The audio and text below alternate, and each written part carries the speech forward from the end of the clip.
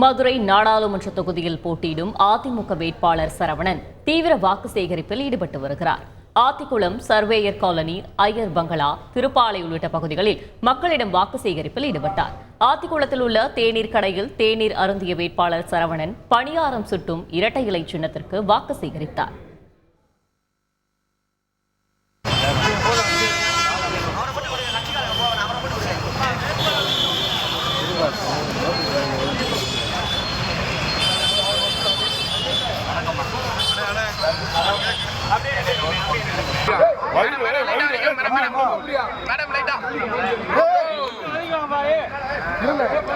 sir லைட்டா திரும்பி doctor லைட்டா திரும்பி